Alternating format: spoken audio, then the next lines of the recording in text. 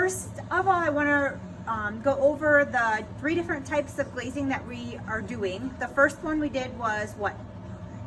With your candle, what did we do? The dip glazing, very good. And when we dip glaze, did we use brushes? No, what do we use? The dip tongs, very good. Remember, they are in the very front drawers, okay? And whenever we dip glaze, I'll help you get the clear glaze out when we do it right here at the table. And then yesterday we did the flowing glazes on your regular pinch pots, okay? And we brush those on. Remember, the brushes for those are right with the glazes, okay? And then today we're gonna talk about the non-flowing glazes. They are both labeled, okay? And the brushes for the non-flowing glazes are here and they're labeled as well. You can use any of these brushes for the non-flowing glazes.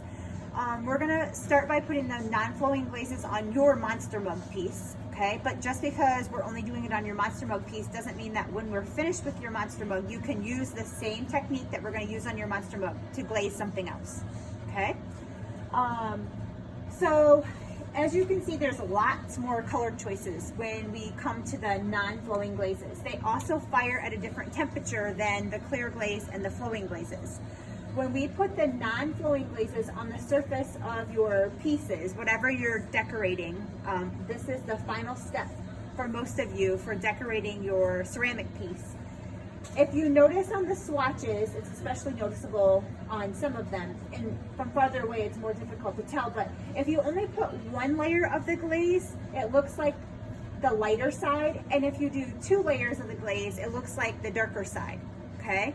So remember when we did the flowing glazes, you either had to do 2 coats or 3 coats of brushed on glaze. Remember yesterday?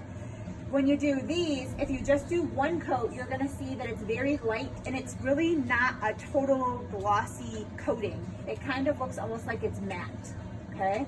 If you do 2 coats of the color, it becomes more opaque and it starts to become more glossy. If you want it to be completely opaque color, so if you want it to be this very bright lime green, you need to do 3 coats of color, just like on the blue glaze from the flowing glaze section, okay? And you just brush it on just like paint goes on, except that it's glaze. Now, you're not gonna need to get a palette for your glazes for these so that you can get your different colors. You're allowed to get 4 colors at a time. And the reason that I have you get up to 4 colors, you don't have to get 4 colors, but you can get up to 4 colors at a time, is because you also have group mates at your table with you. Most of you do, and if not, you could move to a table where there are group mates. That would be your choice. But they're gonna all have probably 3 or 4 colors as well, okay? So if there's multiple people at your table with 3 or 4 colors, you're gonna have access to 10 or 12 or more colors at a time, okay? And the thing about the non-flowing glazes is we have to dispense them into the plastic glaze palette. So you need to do the same thing that you did with the flowing glazes, and you have to shake them. Hold your finger over the lid, just like we did with the flowing glazes. Shake them up to get the suspension that's in the top mixed with the particles in the bottom.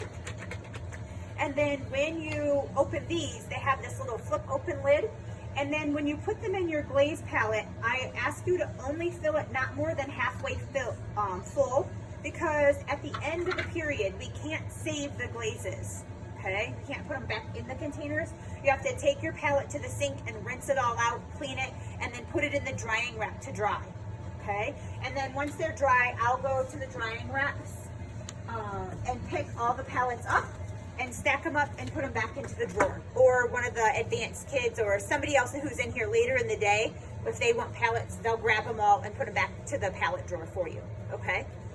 The other thing that I ask you to do is when you're finished with the color, when you put it in your glaze palette, make sure you close the lid tightly, because if you don't, they start to get this little buildup of glaze around here, and then it starts to dry the glaze out in the lid and they don't want to work correctly. So if there was that little dried piece on there, just pop it off and then make sure you close the lid tightly.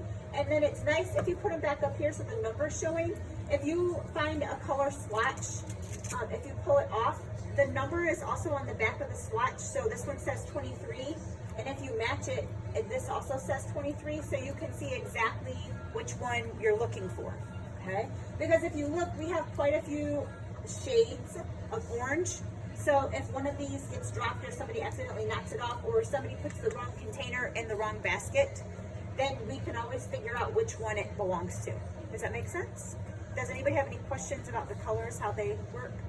Okay, so you can have up to 4 colors in your palette at a time, with the exception of black. If you're going to use black, okay, black is called tuxedo. You'll notice that all of these glazes have pretty fun names. Gray is gray hair, brown is java bean, or this dark brown is java bean. There's a hot tamale red, pink is pinky swear. There's all different shades of blue. The Defiance blue that everybody likes the most is this one that's called Moody Blue. There's a really dark blue that's called Blue Beard. It's almost a navy blue or close to black, okay? Whenever we get new glazes, we have to make a swatch for them, so they're just not attached to the outside yet, but as soon as we have them ready, I'll put them in there and then we'll get them attached.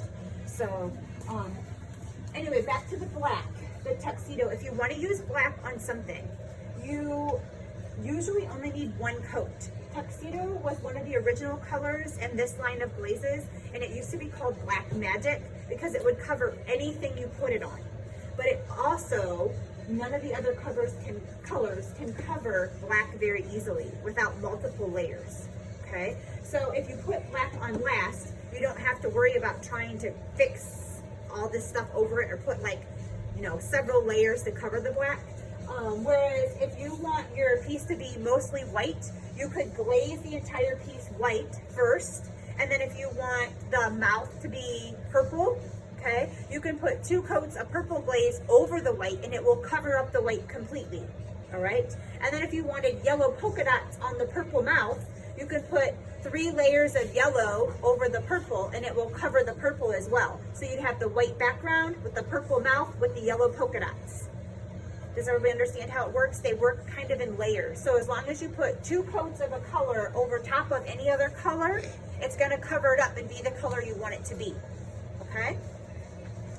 Does anybody have any questions about the non-flowing glazes? Okay, just make sure that, remember, the brushes are here. If you want to coat something totally with white first, like if you want a complete white base, I have a big bucket of glaze down here that you can sit at the glaze table, and there are bigger, larger brushes here that you can use. And just whenever you're finished with your brushes, just like the other glazes, you need to rinse them out and put them standing up in the containers so that the water runs off of the bristles and it helps to keep the bristles nicer and lasting longer, okay? And the brushes will always be here. The white base brushes I have here for you if you want to base glaze. For your monster mugs, if you want to make sure the entire thing is sealed, because remember, in order for it to hold water or to eat or drink out of it, what do we have to do? Can we have any of the porous showing? No, we need it to be completely coated. If you want to make sure the entire thing is coated before you do any color glazing on it, you could use one of the base glaze brushes and the white glaze and cover the entire thing. The inside, the outside, the lip, the foot, inside the foot. You can coat the whole thing with white first, just 1 layer, and then you can start your colors on top of it, okay? Sometimes, I have the hiccups, imagine that. Sometimes when you put the white base layer on first and then add colors, you get little bubbles of white that come through because when the gas escapes, when we fire it, if there's like a pocket that escapes late in the firing, it'll bring some of the white to the surface through your color. So you might have a few little white dots if you do the base coat first. Does that make sense? Okay. No, nobody has any other questions?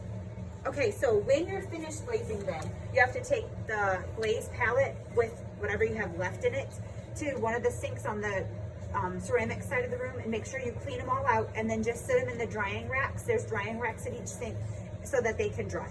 And then clean your brushes out and bring your brushes back over here. Don't leave your brushes in the drying rack because lots of times the bristles get stuck down in and then it makes our brushes get all out of shape. Okay? All right, then you can get started.